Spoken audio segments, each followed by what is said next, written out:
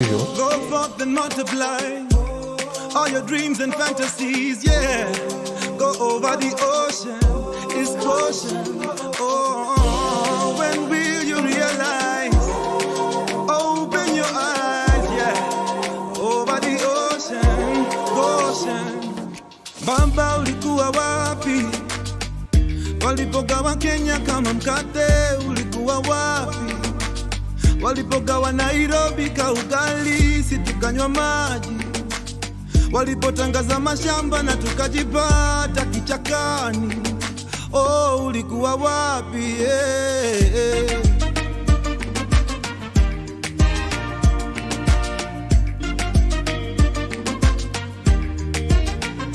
Hapa nilikuja bila kitu na sitoki bila kitu. Mwanangu azaliwe na kakitu, usitoke bila kitu. Aye, kila siku naishi kama sina kitu, mwishowe miliwe na kakitu, akusitoke bila kitu. I wanna be home with you, I'm putting all my hope in you, and I could be anywhere in the world, but home is where I'm with you. I wanna be home with you, I'm putting all my hope in you, and I could be anywhere in the world, but home is where I'm with you. Baby, usijali, tumeona masiku za masika na kiangazi, milima na mabonde tukashuka, tukapanda ngazi, hadi kifo kitutenganishe. Utakuwa wapi? Oh, utakuwa nami, yeah.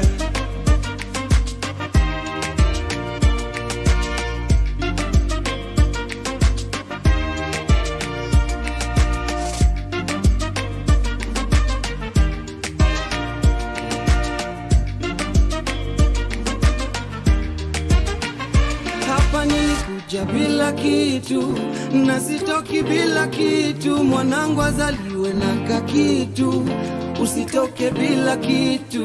Aye, kila siku naishi kama sina kitu, mwishowe miliwe na kakitu, akusitoke bila kitu. I wanna be home with you, I'm putting all my hope in you, and I could be anywhere in the world, but home is where I'm with you.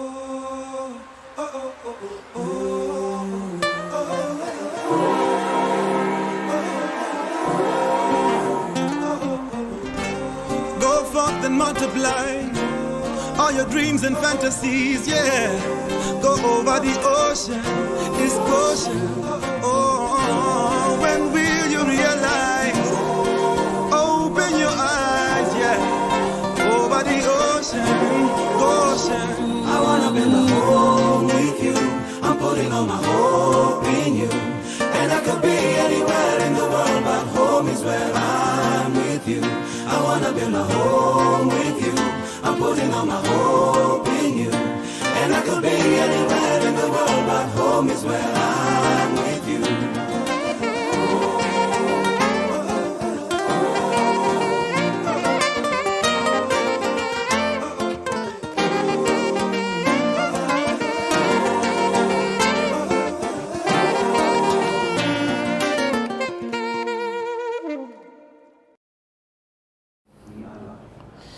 Hello. Thank you for joining in. This is Solomon Wangwe. I like to call myself the Kazi ya Mkono, the Chief Kazi ya Mkono for Goshen Acquisitions Limited and Grand Acres Limited, its wholly owned subsidiary.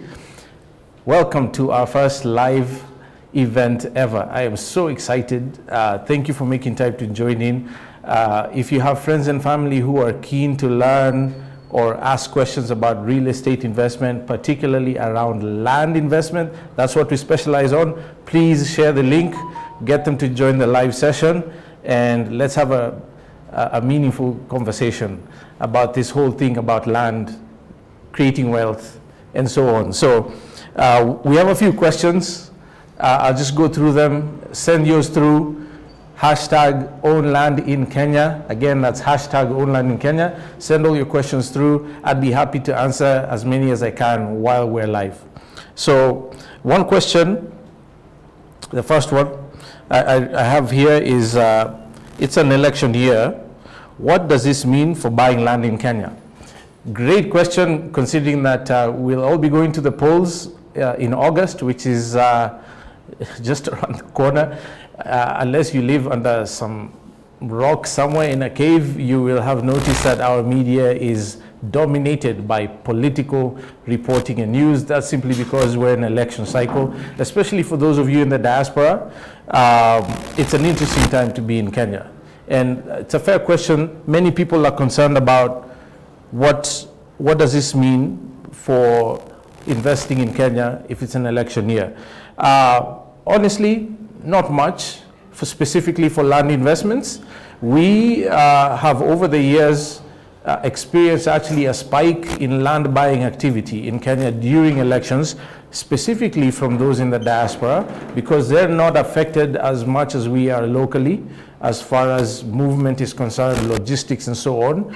The only impact I have ever seen with land investment in Kenya has to do with slowdown in government services. So as is expected, a lot of people will travel to their various corners of the country to place their votes for who they want to the next leaders.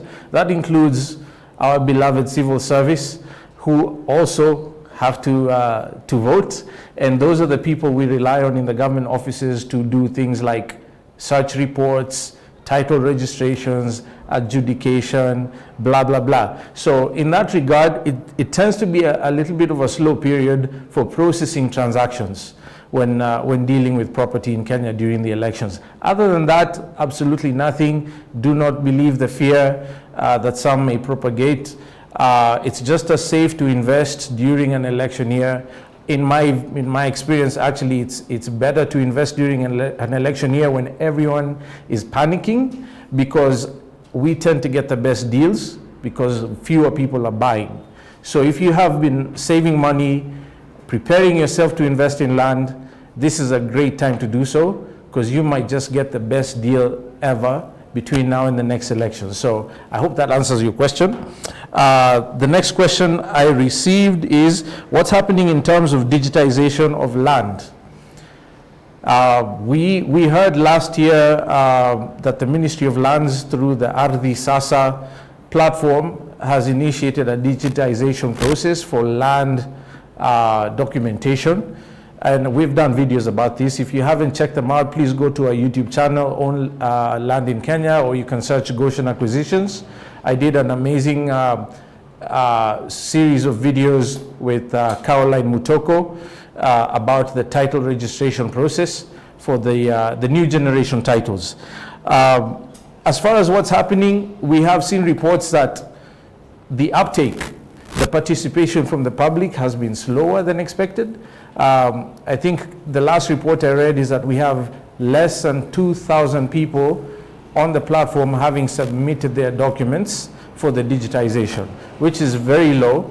I'm not sure what the current number is today as at the recording of this live session, but we have heard reports from the ministry as well that even though they are ready, the uptake has been a little bit slow.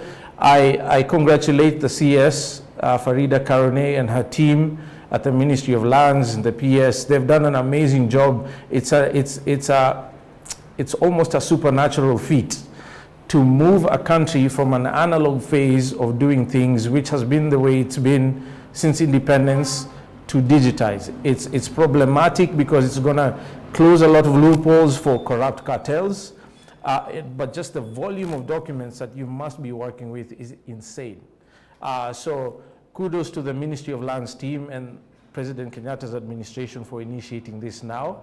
I do wish they would do a lot more in public awareness just to sensitize the public about the importance of this exercise, because this is the future.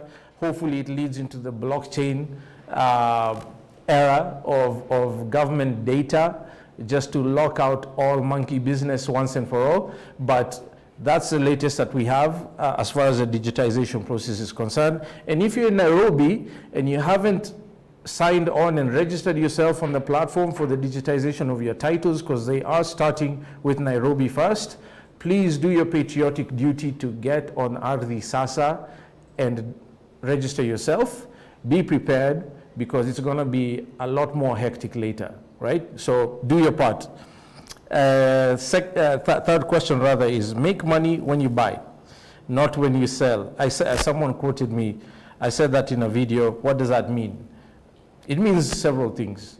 I will say the reason I do advise people to make money when they buy rather than when they sell, and I know that can be a confusing statement because you have to buy first before you sell, right? So how does that work? The primary way it works is for you to buy below market value today, right? That's how you make money when you buy. Because let's take, for example, a piece of land that's valued at 1 million shillings today. That's what the market would pay for the piece of land today, right? But for one reason or another, I am able to pay much less than 1 million shillings for that same piece of land. Let's use a nice round figure like 800,000 shillings, right? At the moment I have completed my transaction and bought that piece of land for 800,000 shillings, especially if the government valuer at the registry assesses the land's value at 1 million shillings and I'm made to pay a stamp duty at 1 million shillings, I have just made myself 200,000 shillings richer. In terms of equity, the land's worth 1 million, I've paid 800, there's a 200K gap there, I am wealthier by 200K. That's how you make money when you buy. There are various routes to achieving that, right? Including, fine, how do I buy less than market rate? The best way is to buy from a very motivated seller, and that means someone who is going through a distressed situation. Happens all the time. Kids need to go to school. I don't have cash for school fees, hospital bills, sudden deaths in the family. Those generally tend to make individuals a lot more amenable to releasing an asset to the market for a little bit less than its value, because what they're interested in is quick cash now, right? I'm not saying be a predator and prey on people's vulnerabilities and painful situations. What I'm saying is be aware that in times of crisis, there is often opportunity for gain. So rather than focus on the negativity, look for ways to be a solution to others, and very often you'll get a good deal in that process. Another great way to buy lower than market rate and make money when you buy is to buy in bulk. So we as a company and many of our competitors as well will generally buy huge blocks of land, 50, 100 acres, 1,000 acres, whatever they can afford. Generally you will pay much less per acre for a 1,000 acre block or a 500 acre block or even a 100 acre block of land than you will for a single acre, simply by volumes. And once you subdivide, you can sell each acre for closer to its market rate, if not more, and you've made money when you bought, not when you sell, right? So I hope that gives you a clear answer what I meant about how do you make money when you buy.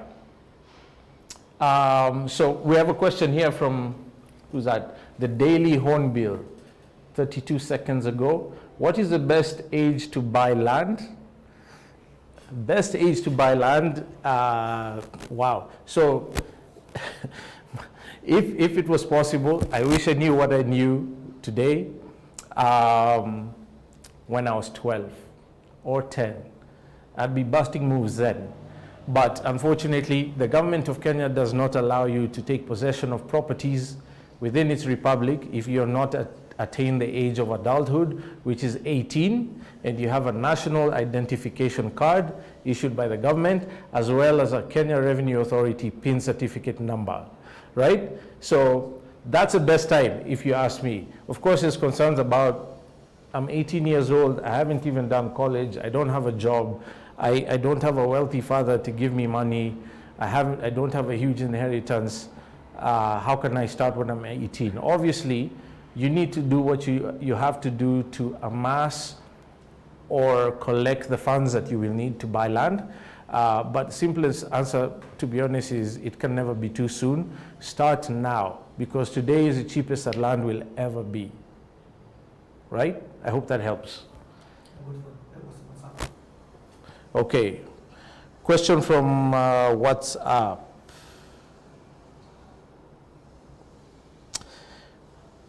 So I did a video a couple of years ago. I've done follow-ups to it since. Some of you might have seen this, and it was entitled, "Why the Title Deed is the Most Useless Document in a Land Transaction." I know that is a frightening thing to hear, especially for those of you who have titles to property or are looking to buy land and are concerned about getting conned. I worded myself that way specifically to highlight a major problem in this country, which is just because I have a title deed, it means that the transaction is clean or legit, which is far from the truth. And that comment was made in context, right? Again, why the title deed is the